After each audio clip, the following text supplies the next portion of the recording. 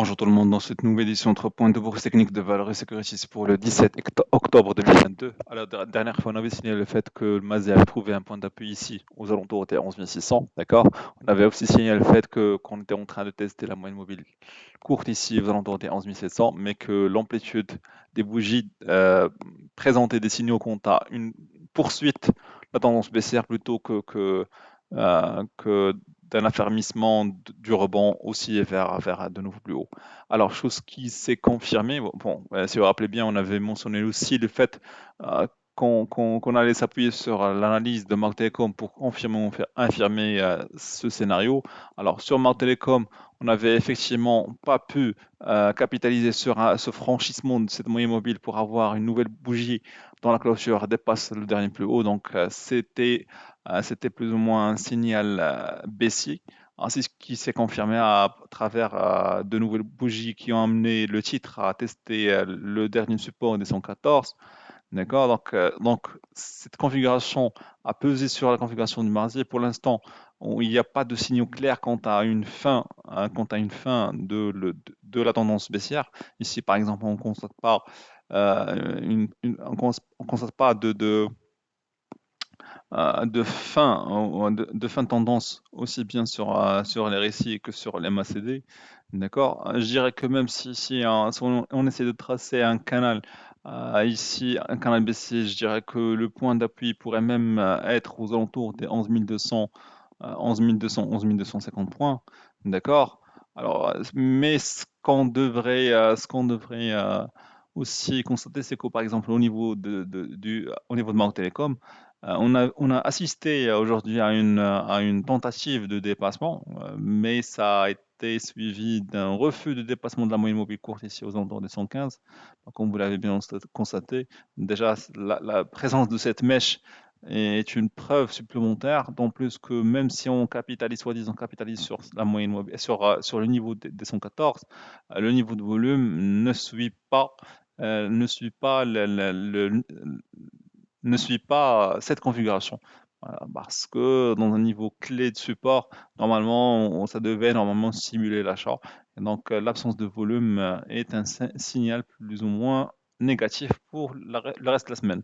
Alors, pour Tijari, on avait aussi signalé plus ou moins la même chose que pour Mount Telecom. On avait signalé le fait qu'on allait avoir un petit rebond, mais que la puissance de ce rebond dépendra essentiellement sur l'évolution, par exemple, de Mount Telecom et sur la capacité à combler ce gap entre les 430 et les 440. On a constaté effectivement que dès qu'on a pu s'approcher du niveau de gap, il y a eu une réparation des vendeurs et donc du coup, ça a poussé le titre vers le test des 410. Pour l'instant, on est à l'image de Marc Telecom en train de taper sur un support clé dans la, la confirmation, la confirmation, dans l'affirmation plutôt, pourrait plus ou moins donner lieu à un rebond. Si on casse ce niveau de support, ça veut dire que le marché est parti pour la baisse dans les journées à venir.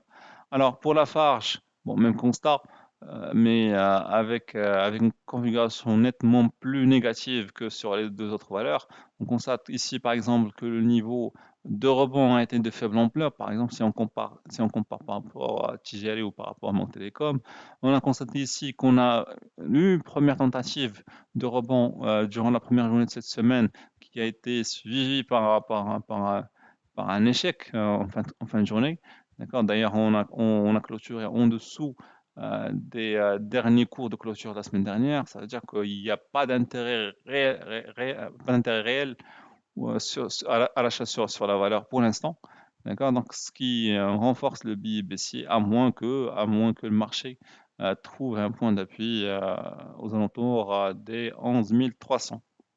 Alors, pour TGCC, on avait signalé cette sortie par le bas. On a aussi signalé que la valeur a bénéficié d'un flux d'informations positives, mais qui n'a pas suffi pour casser cette moyenne mobile courte, donc ce qui induit que la pression vendeuse est encore de mise et que la valeur peine à trouver un point d'appui pour l'instant, on est en train d'essayer de capitaliser sur le niveau de 130. On a clôturé aujourd'hui en dessous des 130. Ça veut dire que c'est plus ou moins un signe négatif. En cas de poursuite baissière sur le MASI, ça veut dire qu'il y a forte chance qu'on puisse assister à un nouveau plus bas de la valeur, donc autour des 124.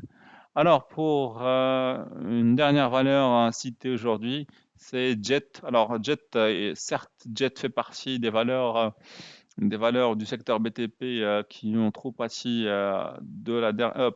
trop pâti de la dernière vague baissière. Cependant, la configuration de Jet et à la différence d'autres valeurs légèrement plus optimiste. Pourquoi? Pour la simple raison que déjà, même si on était sur un canal baissier, ici on constate bel et bien qu'il y a eu une tentative de cassure donc, tout au long du mois de septembre, d'accord. On n'a certes pas pu franchir le niveau des 200, d'accord.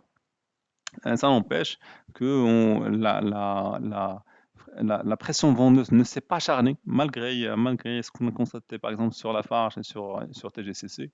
Au contraire, on est toujours en train de taper sur le niveau de 200, ça veut dire qu'il y a de l'intérêt sur la valeur et dans la cassure devrait normalement ouvrir la voie à un potentiel aussi. Bon, ça devrait normalement être confirmé sur les prochaines journées si jamais le MASI arrête ça, ou plutôt, si on constate un arrêt de la pression vendeuse sur le marché et qu'il y ait reprise sur le marché. Merci pour votre attention et à la prochaine.